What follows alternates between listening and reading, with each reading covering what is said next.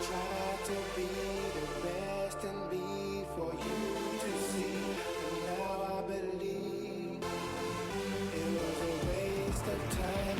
There's no change in my mind. I can't take this no more. Can't take it, no.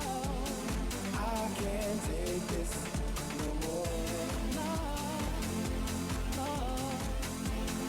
I can't take this no more. I can't take this no more. It's over, boy. Made your choice. Do what you want, 'cause I'm gone. Yeah, I'm gone.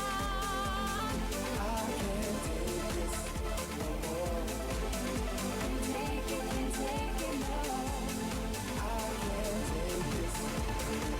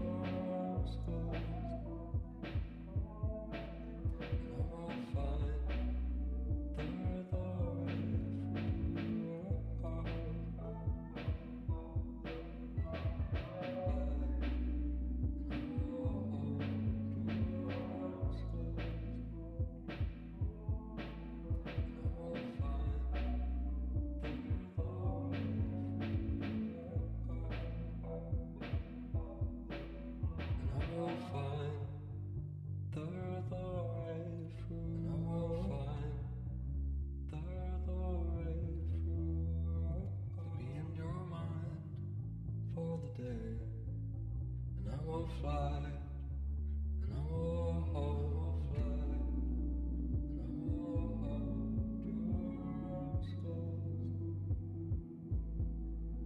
and I will find the way forward.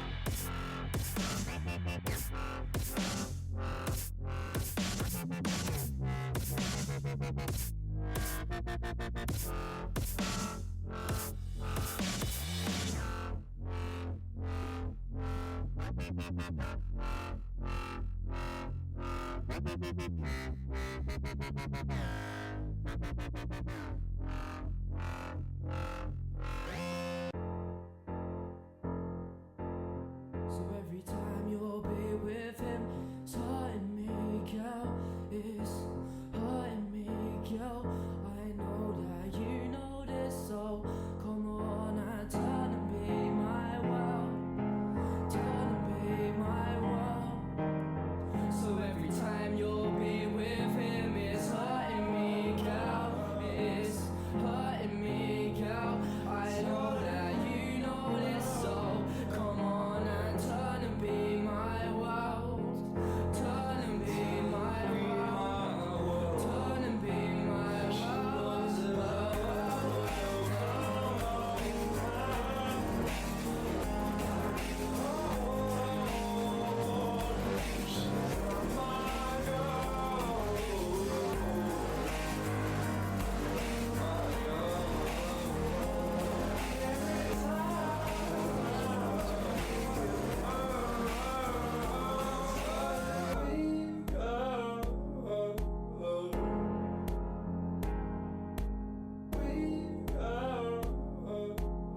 So every time you'll be with him, it's hurting me, girl.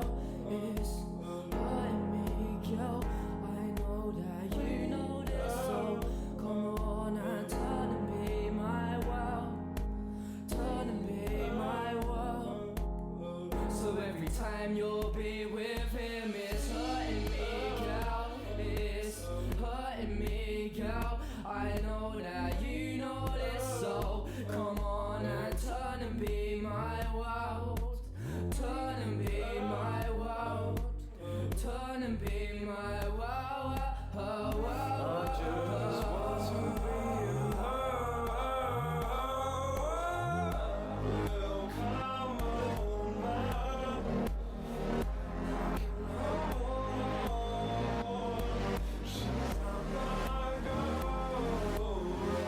I'll give you everything.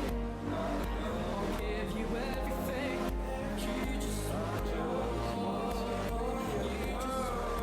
you everything. I'll give you everything. But you just want more. But you just want more. But you just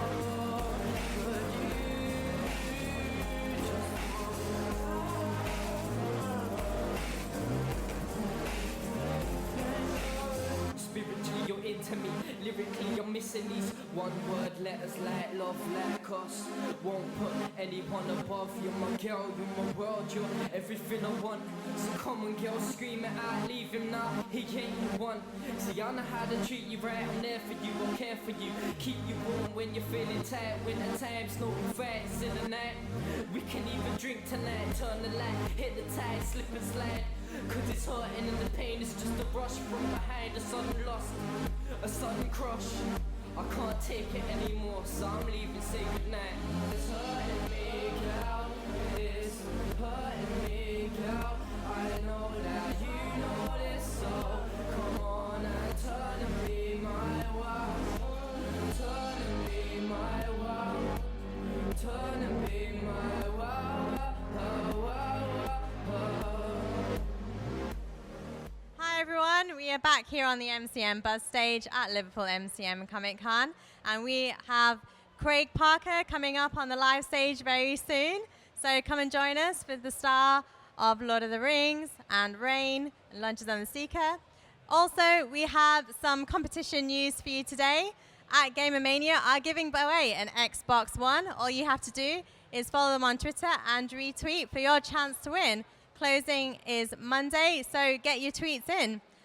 On top of that, we have been having some giveaways of our own on the stage for people in the audience and also you guys watching us at home. So if you follow our Twitter at MCMBuzz, if you check out our YouTube channel at MCMBuzz, you can have a chance to win some signed copies of photos from our guests who have been on the stage today, just like this. So we will be back in just a few moments with Craig Parker.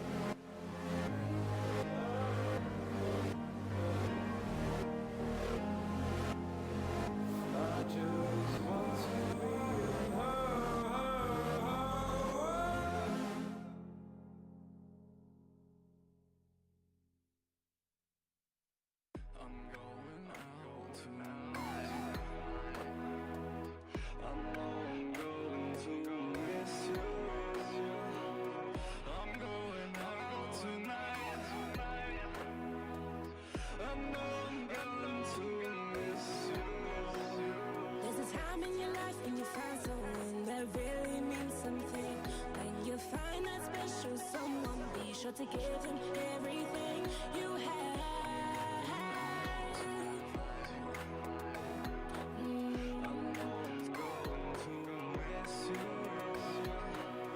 When you're gone, I'll be loving you. I miss the things you do. When you're gone, I'll be loving you. When I'm gone, I'll be loving you. Even though you're so.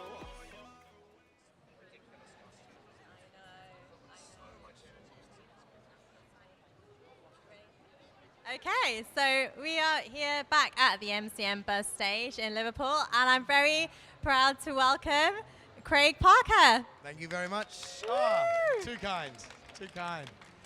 You guys are just paid to clap. That's it, basically, isn't it? Thank you. Yeah, they got their job Okay. job description there. So I have to say, we were talking about you the other night and the fact that you're on Rain, which is an awesome show. Yes. First of all, congratulations on getting season 4. Thank you. We just found out last night, actually, that we all hoped that we would go again, and the story was open for it going again. But you never know until the network says it's a go. And I was with Megan Follows, who plays Catherine de Medici, yesterday in London. And we were having coffee in the morning, and she went, I just want them to tell us. Because, we still didn't have the official, but we got it last night. So season 4 should start shooting in a month, I guess. So great fun. That's brilliant news. Congratulations. I've got a job for a year. Yes! Drinks are on me, everyone. Just you guys, not the interweb. Not everyone in the interweb people. world. Go to your tap, turn it on, fill your glass, nice glass of water, it's on me. Help yourself. There you go. And so one of the things we realized is you're basically a Kiwi in an Irish production about Mary, Queen of Scots, filming in Canada, playing a French man with a British accent. Is that right? That is exactly my character, yes. To an Australian Scottish queen. Queen, yes. Yeah. Just a little bit mind-blowing. It's good, and we're this season. I don't think this is giving it away because we've already set this up if you watched any of it. But we now have England playing. It used to just be in France, so now we have England, and we're also getting Scotland as well. So we've got France, England, and Scotland, and it does get very confusing. It's like, where are we? What country we're in? But I saw a clip the other day. A French friend sent me going, I'm watching you on telly. And it was, again, Megan Follows, Catherine de Medici, and I in French courts having this conversation. And it was like, oh, of course the French watch this because we speak French there. We always thought the French will hate it. They will go, how dare you be in France Court and not speak French, but it's all dubbed. So we're there speaking flawless French in French Court. So Have you heard your French voice? It's amazing. Uh-huh. It sounded like me, and Oh, wow. the woman who's doing Catherine sounds like her. So I'm watching going, yeah, it's me talking French. It's not at all. But Just going to pretend that's you as yeah. well. it was very good, very exciting. I wish I spoke French that well. Yeah. I don't. Well, you play the villainous Lord Narcisse, and I think it's fair to say that he's raunchy but a bit nefarious. How would you describe him? A simple man trying to get ahead in the world. I sort of like it. That he changes every week as well. So, but he's just a guy who really believes. He's like a crazy Republican, not as crazy as Trump. I think anyone. Because no one is that crazy. But he's like a Republican in that he believes the best way is the old way and the traditional way, and the way that coincidentally allows him to be very powerful and rich. So he's just trying to make the young king and the young queen do what he thinks is right, and it gets him in trouble. And he's not the nastiest person in that show, but he gets the blame for everything. So He's just misunderstood. he's misunderstood. He's just looking for love. Oh. Yeah. And he has found it many times. He's found love a few times. I think he's on his 5th wife now. Is that right? Something Yeah, like that. but they had a habit of dying. Well, It wasn't his fault. No. No, he just chose He poorly. had nothing to do with Nothing it. to do with it at all. So And so now we're in season 3. We're waiting for the second half of this season. yes, which come comes through. back on air. In the States, it's April 25th, but I think it's a day after in the UK on Netflix. Yeah. Which is so good. Thank you, Netflix. Thank you. So can you tease anything about what's going to happen in the second half of the season? Yes, if I can remember. I'm not sure where we left off. I think Francis is now, for those of you who are up. So there is some possible romance for Mary. There's possibly a shipwreck. We don't get the pirate again. I love the pirate and the tiger. This means nothing if you have seen the show, isn't it? You're just sitting there going, what the hell is he talking about? Shut up. But we had a tiger. There's a pirate and a tiger. What more do you need to know? There's nothing glamorous Watch the about show. being an actor because you just generally are uncomfortable, but really cool stuff happens sometimes. And on our first episode of this season, we had a tiger. And not just like a little, where we had little cubs we got to play with, but this giant, huge tiger. And everyone's like, right, is the tiger going to be locked away and they'll just shoot it separately? No, the tiger's there. So you're sitting around going, there is a giant tiger just there. So that was pretty cool. Inform your acting? Well, everyone's acting like this. Oh God! Oh God! Oh God! And its head was bigger than all of us. Oh, my They're just going, ah. But It would not be a good way to go. nah. And so do you think that Lord Narcisse is going to go for the crown this season? I think he would make a great king. I'm really pushing for it. Unfortunately, we have this annoying thing called history, which slightly limits what we can do in the story. But we've stretched a few things, so there's a possibility. Yeah. And I think he'd be a very good king. Very Well, good king. I think he'd be an interesting king. Maybe he'll try and become king of England. Oh, wow. Could do that. Yeah, that would be a twist. Then he changes his name to James. It's brilliant. Disguises himself as a Scot. Yeah. So at the moment, Lola's in England. So what do you think would happen if Lola and Narcisse meet again, reunites? I don't think we've seen the last of them together. I think Lola is his great love. Yeah. And he's annoyed her a little bit. She's got a bit grumpy with him, but I think he will try to make things good again. I'm just saying, I think. I don't know. We'll have We've to shot it see. already, but yeah, I don't think he's going to let that relationship die just yet. Well, a lot of your roles, I have to say, seem like you play the action-packed historical figure, slightly villainous. Would you say that's the kind of, it's almost like your own niche typecasting? You know, I don't get it.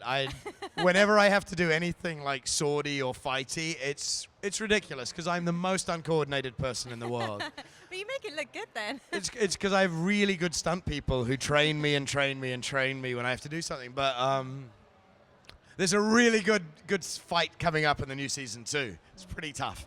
But yeah, you get to work with on this. Chris McGuire runs the stunt crew and really talented, wonderful people who are so patient that look, blood, swords. Grr. I'm going, why am I so filthy? Get me another job. You just spend a lot of time looking a little bit, Always a little dirty. bit bloody. So yeah, they work really well with you. It's like dance. You learn the choreography and then you go for it, and hopefully it works on the day. But it still amazes me. I go, I'm the kid who can't catch a soccer ball, even though you're not supposed to No, I was gonna catch say, a we're soccer probably ball. not are supposed you? to do that. That's good then. Excellent. So you're Spartacus in that way, and so you're in Spartacus playing Gaius Glauber, and Gaius then you're Glauber. also in Xena as well, and A long time ago. a long with time Tina, ago. yeah. And you've been in Legend of the Seeker. You're kind of playing those sort of roles. You're fighting in all of those. And one thing I found interesting about Legend of the Seeker is you're playing essentially a Dark Lord, Darkenral, and he's using a lot of black magic basically to kind of fight people. Yeah. Was that fun or a bit freaky to do? Look, it was great fun. I've always wanted to play a wizard. My frustration, which I thought when I got the role, I thought, it's going to be like, pew, it's going to be full Harry Potter fireball, and they never let me do it. I got to do a couple of sort of spells, Yeah. and all the way through, I'm going. There was one day where I don't know, we fight and I've been killed and I have to escape or something. And I have all this stuff and I've got to go through and open this door and go through it, and then I have to shut the door again. And it was basically just props and timing, and I was going, I can't do this. And they went, look guys, I'm a magic guy. Can I just go bam with the door and magic it open and then magic it shut? And I'm going, just tie a bit of string to it and we can just pull it. It'll be really quick, it'll save us time. And the producing director who was directing that went, oh yeah, we'll do that. No, you need to open it. And I'm going, why? I'm magic. I just do that. So just pull it. And they were really insistent. And then later in the series, we discover that I don't think I did have magic because I died. I got very confused by the end of the show. I wasn't quite sure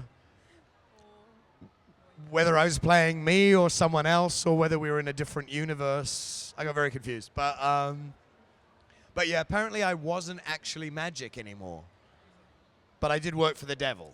Yeah. So I don't know. Possessed maybe in some way. Yeah. we were sort of like zombies, pre-Walking Dead. We were these Pre-Walking Dead. baneling zombies. Anyone read Good Kind here? Anyone understand? Good. No. So no. Well, do you believe in that stuff? Do you believe in sort of magic and Nah. powers? I believe in the magic of love and kittens and unicorns. No, I love all that stuff.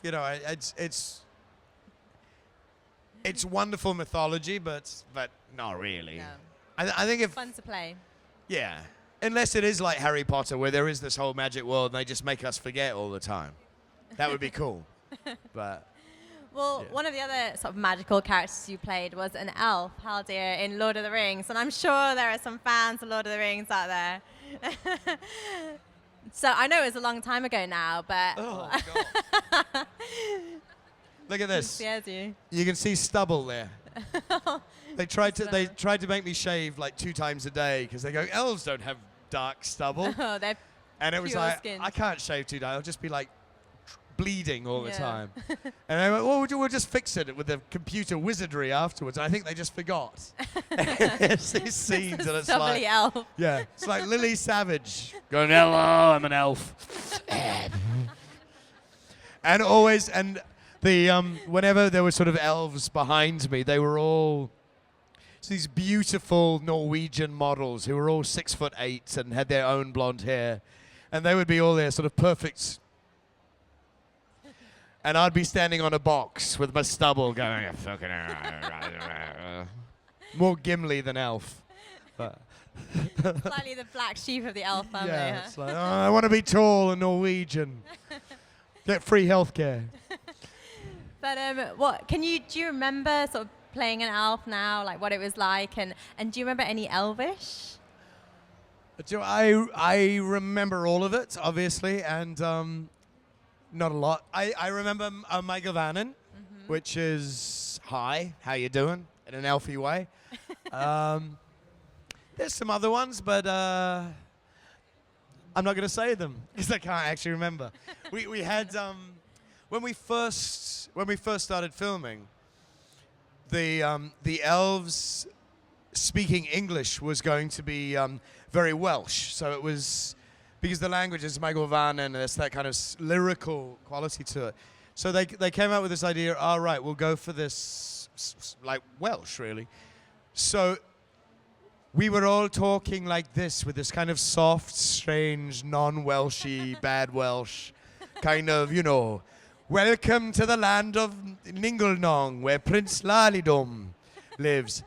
So we shot it all like that, and pretty much most of the film, it's all post-dialogue, because there's planes and trains going, which didn't exist in them days.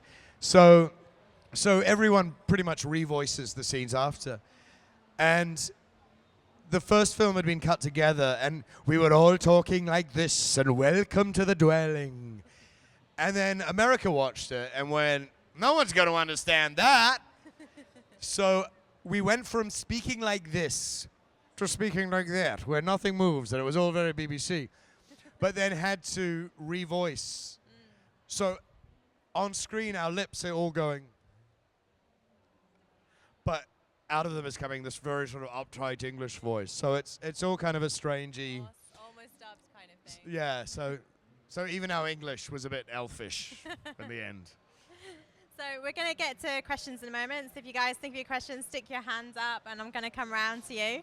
But I have to say, we're in England, and us Brits, we love our soaps. And I actually remember you from Shortland Street. Yes. Hey. So was that your first regular role on TV? No, my first thing was there was a period, and I don't know, I think every country does it, where these shows that were made for sort of young adults, and it would be adults bad, young adults cool, they solve the crime, they save the day. So that was my first telly gig, and I played Nicholas Pageant, whose father had been a famous racing driver and had been in a terrible car accident. I had this limp. I had my leg all strapped up. And I was the slightly geeky radio-controlled helicopter kid who learnt to love again and trust and save the day. But I do remember that I kept forgetting which leg had the limp on. and it was I don't know, continuity was away that day. So I would limp on different legs at different times. So it was sort of like, oh shit, this one. I don't know why I told that story. It's really boring. But and then I just haven't slept. Sorry. Kids, so. And then I did another little show. But then Shortland Street was the longest I think I've ever worked. It was 4 years of this soap. Not a soap, a nightly drama. Oh, okay. Yeah.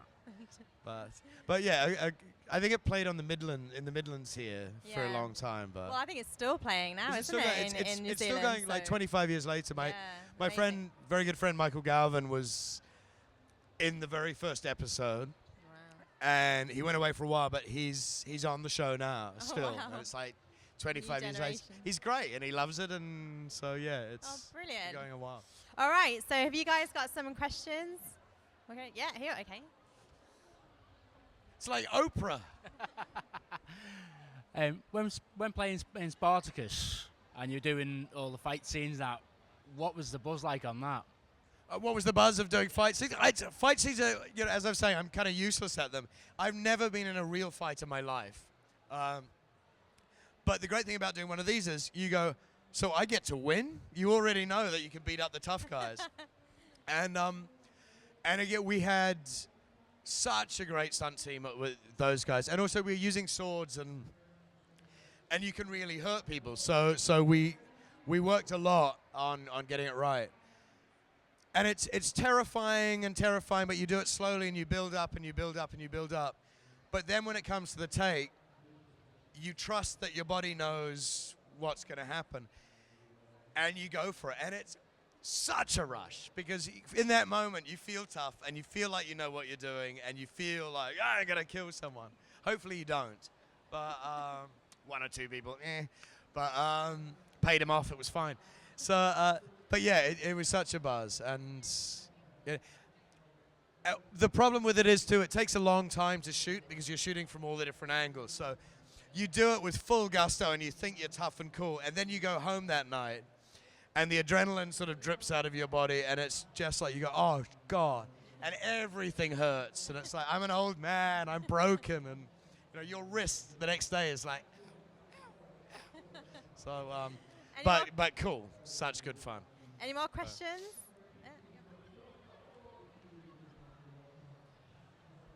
Hi, can I ask, what was your reaction to, well, getting told you were going to die in the Two Towers Helm's Deep battle? What was my reaction when they told me Haldir was going to die in Two Towers? Philippa Boyens, one of the producers and writers of it, she literally, at lunch, we were having lunch, because it wasn't in the original script and not in the books. And Philippa came over and she said, oh, you got a moment? Come. She goes, Pete's thinking of killing you. How are you with that? And it was like, what have I done? What have I done? I'm sorry. And they were toying with the idea because they wanted a loss. You get the death of Boromir in it is Boromir, isn't it? Yes, yeah, Sean Bean. Sean Bean, he dies in everything. Does it so well. So they had that in the first film, the first book, and they in this they wanted to just basically wanted to kill an elf. They needed to. And I went, oh, pick me. Oh, this one. The grumpy little 5'10" one. Yeah, don't take the Norwegians. They're too pretty to die. So yeah, and it was sort of the loss of what the elves and the sacrifice of the elves to giving up immortality and all that kind of stuff. So once the terror abated of that I'd pissed Peter off, it was fantastic. And then I sort of, I'm not good at watching stuff I've done, but I think the idea of it is fantastic. I think it's beautiful, and there is a shot of just all these bodies kind of lying around and just dead and this waste, and it's beautiful. And you've got Howard Shore music going, you know, pulling the heartstrings out. So it's amazing. yeah, it's great fun. Okay, so we have time for one more fan question. Okay. Hi. Which do you think has been the most challenging role that you've played? What has been the most challenging role? This interview right now. I think the most challenging stuff probably has been theatre, which is always so much harder, and it's just a very different experience. The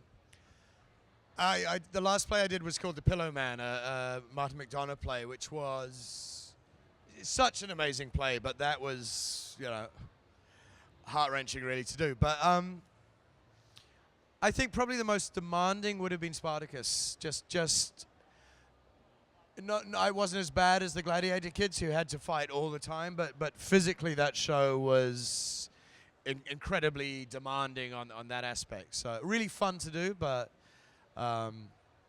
yeah, at the end of it, by the time we all finished in whatever season was the last one that most of us were in, we all just wanted to die. It was like, just kill us now!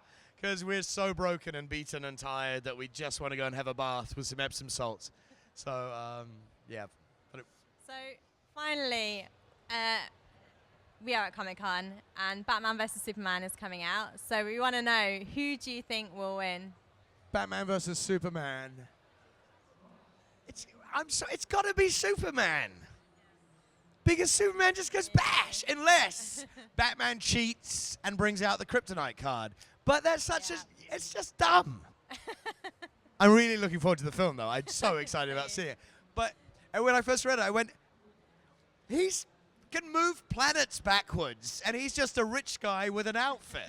It's like, it's not even bit by a radioactive bat. He just likes bats. It's just some crazy old rich guy. He is Trump. He's Donald Trump, isn't he?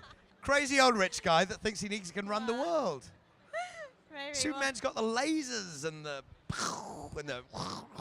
He's got it all. Got it all. Well, on that note, thank you so much, Craig Parker, My for absolute joining pleasure. us. Thank you, everybody at home as well, and everyone in the audience. And give it up for Craig Parker. You guys are much better than the internet people. You're so much more virtual.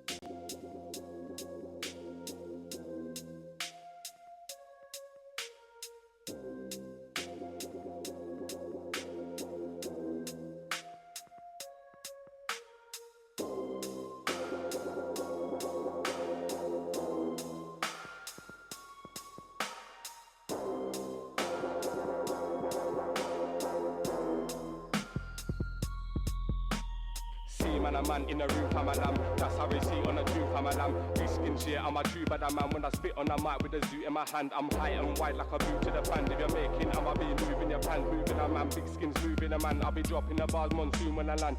Get back, big stinking heavy. See how we see, I will leave man buried. So hot, like a baked bowl cherry. Big skins with the flows, he's got any. Sat on my lap, now I got a semi. Big skins on the strike, just like Remy. Other MCs like me, not many. I can kick ball, but man's got a belly.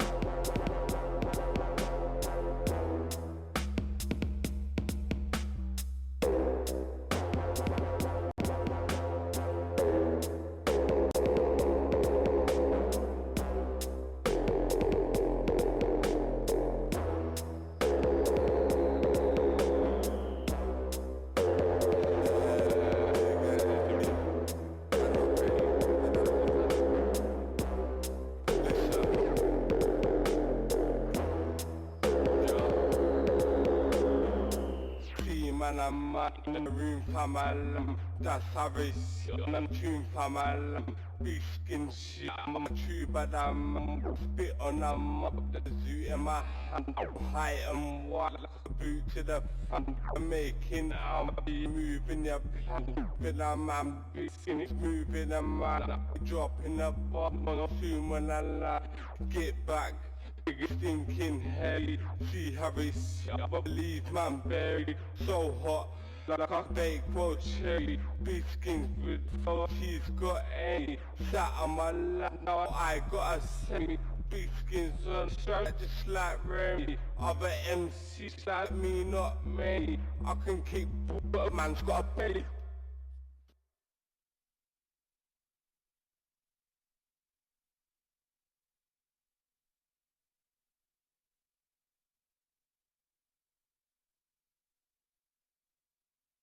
Bye.